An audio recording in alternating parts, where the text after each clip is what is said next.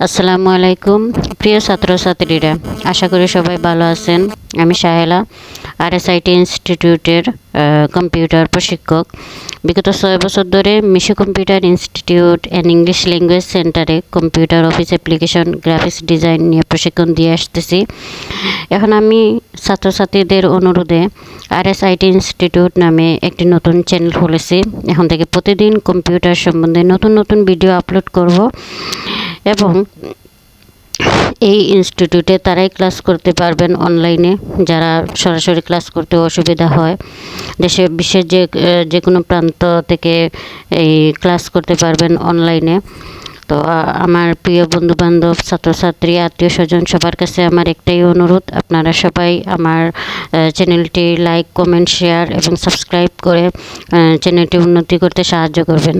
আর আমার কাছে সরাসরি ক্লাস করতে চাইলে আপনারা চলে আসবেন Meesho computer institute and English language সেন্টারে। এটি আজির মার্কেট, দক্ষিণ বিয়ানীবাজার, দ্বিতীয় তলায়। এখন আমরা যে বিষয় নিয়ে আলোচনা করব, এমএস ওয়ার্ড 2013 সংক্ষিপ্ত বিবরণ নিয়ে আলোচনা করব। আপনারা মনোযোগ সহকারে শুনুন এবং সাথেই থাকুন।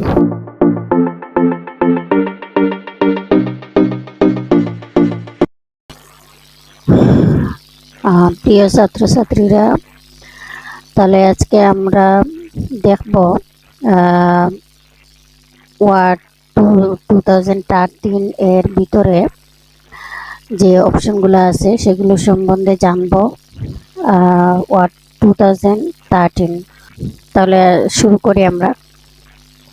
যেমন প্রথমে আমরা ওয়ার্ড 2013 ওটা ওপেন করব, ডবল ক্লিক করে ব্ল্যাঙ্ক ডকুমেন্ট ম্যাক্সিমাইজ করে। আচ্ছা, তাহলে আমরা চলে আসলাম ওয়ার্ড 2013 এর ভিতরের অপশনে চলে আসলাম। তো দেখুন এখানে যে ডকুমেন্ট টু ওয়ার্ড অপশন দেওয়া আছে।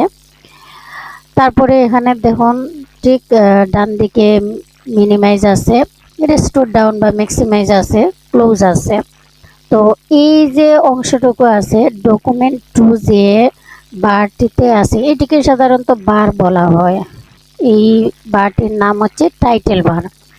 আমরা যখনই ওয়ার্ড 2013 অথবা এমএস এক্সেল এক্সেস ওপেন করব, তখন এখানে লেখা থাকবে যে কোন সফটওয়্যারটি আপনি ওপেন করছেন। এই যে দেখুন এখানে ওয়ার্ড লেখা আছে, কারণ আমরা ওয়ার্ড ওপেন করেছি, ওয়ার্ড লেখা আছে। আর ডকুমেন্ট টু এটা হচ্ছে ফাইলের নাম। তো ফাইলের নাম পরবর্তীতে আমরা চেঞ্জ করতে পারবো নিজের ইচ্ছে অনুযায়ী। তো ডিফল্ট হিসেবে যেটি থাকে সেটি হচ্ছে ডকুমেন্ট নাম দিয়ে থাকে, ডিফল্ট হিসেবে ডকুমেন্ট নাম দিয়ে থাকে। তো এই অংশটুকুর নাম হচ্ছে টাইটেল বার। টাইটেল বারে আমরা এইদিকে ডান দিকে পাবো মিনিমাইজ। আমরা যদি এই যে দেখুন এখানে যদি মিনিমাইজে ক্লিক করি তাইলে এটা এই টাস্ক বারে থাকবে, ঠিক আছে। আবার আমরা টাস্ক বার থেকে এটা ওপেন করতে পারবো। আবার এখানে আছে এটা হচ্ছে রেস্টোর ডাউন। রেস্টোর ডাউনে যদি আমরা ক্লিক করি তাইলে এই যে দেখুন এই যে পেজটা আছে সেটা কি হয়েছে, ছোটো হয়ে গেছে। আবার যদি ওইটা আমরা বড় করতে চাই, ছোটো হওয়ার কারণেই যে দেখেন পিছনের যে ডেস্কটপের ব্যাকগ্রাউন্ডটা আছে সেটা দেখা যাচ্ছে। তো আমরা এটা বড় করতে চাইলে এখানে ম্যাক্সিমাইজ অপশনে ক্লিক করব, আবার এই যে এগেন বড় হয়ে যাবে। আর কখনো যদি আমরা ডকুমেন্ট থেকে একেবারে বের হয়ে যেতে চাই তাইলে এখানে ক্লোজ অপশনে ক্লিক করলে বের হতে পারবো। আমরা জানলাম যে এই অংশটুকুর নাম হচ্ছে টাইটেল বার।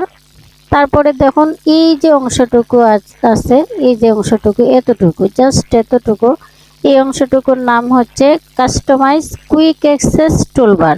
এই যে এখানে যদি আমরা ক্লিক করি তাহলে এই যে দেখুন লেখা আছে যে কাস্টমাইজ কুইক অ্যাক্সেস টুলবার। কারণ হচ্ছে এটা কুইক অ্যাক্সেস টুলবার কি জন্য, কারণ হচ্ছে এই যে অপশনগুলো আছে এই অপশনগুলো কিন্তু আমাদের এই ফাইলের ভিতরে আছে। এই যে এখানে দেখুন ফাইল আছে, ফাইলে ক্লিক করি, এই যে ফাইলের ভিতরে এই অপশনগুলো আছে। তো এখানে কুইক অ্যাক্সেস টুলবারের মানে হচ্ছে অনেক সময় আমরা এই কাজ করতে গিয়ে যখন আমরা কোনো ওপেন করব, সেভ করব, প্রিন্ট করব, তখন আমরা ফাইলের ভিতরের অপশনে যেতে হয়। তো ভিতরের অপশনগুলোতে না গিয়ে সামনে যদি ওইগুলা রাখা দেন, তাই কুইক অ্যাক্সেস টুলবারে রাখা দেন, তাইলে সরাসরি এখান থেকে আমরা যেতে পারবো। এই যে ওপেনে ক্লিক করি, ওপেন চলে আসবে। আর যদি আমরা ভিতরে যাই তাহলে ফাইলে ক্লিক করে যাইব। সেই জন্য এই অপশনটুকুর নাম হচ্ছে কাস্টমাইজ কুইক অ্যাক্সেস টুলবার। তো কুইক অ্যাক্সেস টুলবারে যদি আমরা অপশনগুলো রাখি তাহলে কুইকলি কাজগুলো করতে পারবো।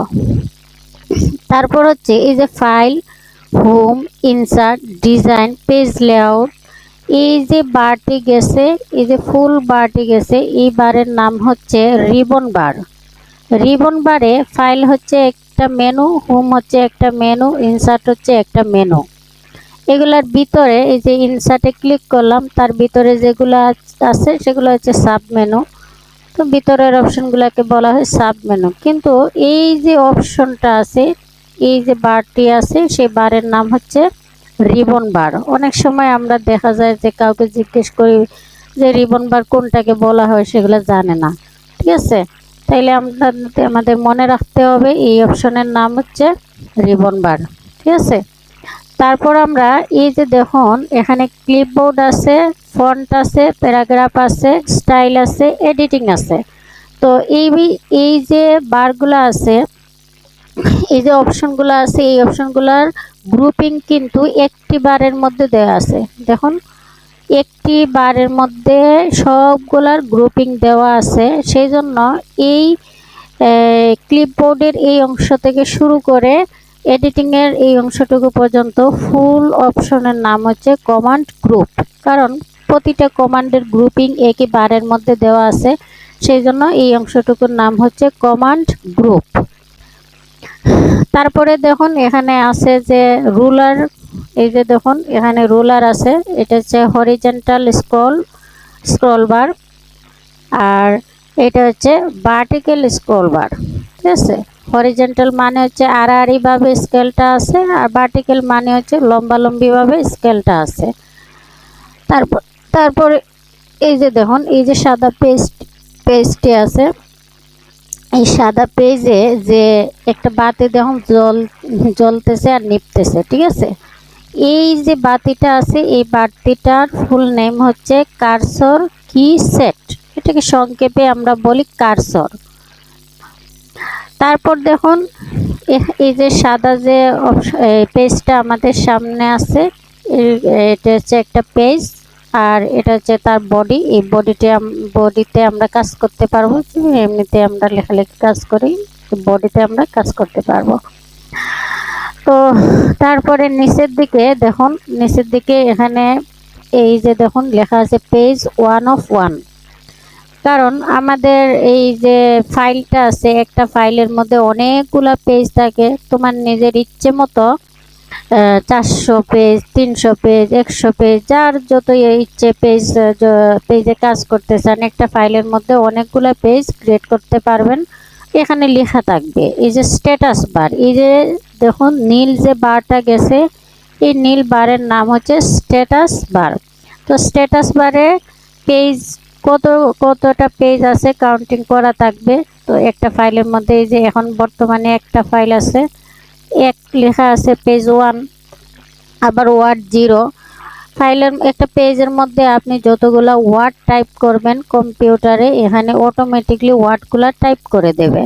ঠিক আছে, তারপর এখানে দেখুন এই স্ট্যাটাস বারের ঠিক ডান দিকে কোণার দিকে দেখছেন, এই যে কোণার দিকে এখানে দেখুন এই জুম আউট আছে, আবার জুম ইন আছে। কম্পিউটারে যখন একটা ফাইলের ভিতরে ঢুকবেন, তখন যদি আপনি জুম করতে চান তাইলে জুম হবে সর্বোচ্চ 500% পর্যন্ত। এই যে দেখুন আমি এখানে প্রথমে আমি কোনো কিছু লিখি, যেমন ধরেন আমি লিখলাম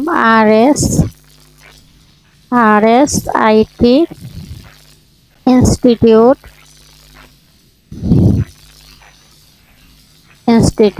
তো এটা একটু ফন্টের সাইজটা আমরা একটু বড় করি। আচ্ছা, তারপর দেখুন এখানে আমি জুম বর্তমানে আছে 100% পর্যন্ত জুম আছে। তো এটা আমি একটু বাড়িয়ে দেই, দেখুন 204। এই যে লেখাটা আমরা কতটুকু জুম করে দেখতে পারছি। তো সর্বোচ্চ 500% পর্যন্ত জুম করতে পারবেন। এই যে দেখুন 500%।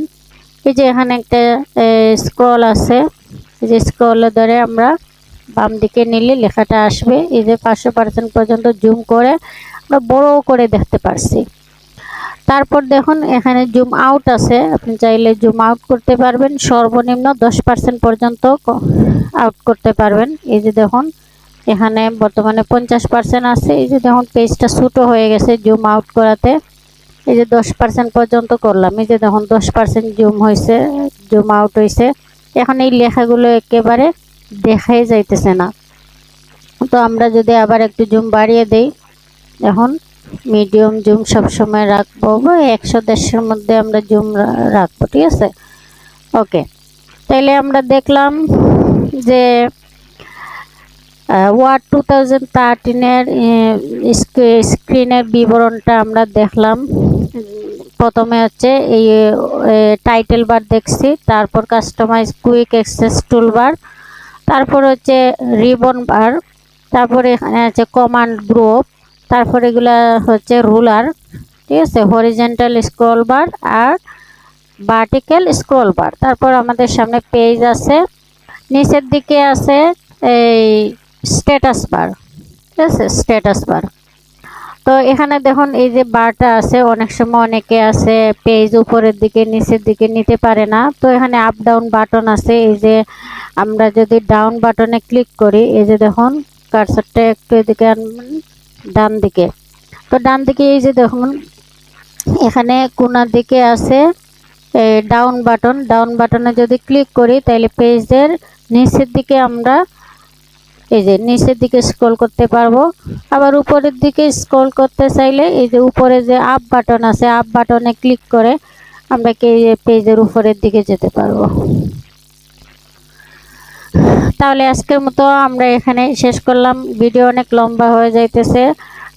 আপনারা যদি আমার চ্যানেলে নতুন হন তাইলে অবশ্যই সাবস্ক্রাইব করে লাইক করবেন। যদি ভিডিওটি ভালো লাগে ভালো একটা কমেন্ট করবেন। ভালো থাকবেন, সুস্থ থাকবেন। আসসালামু আলাইকুম।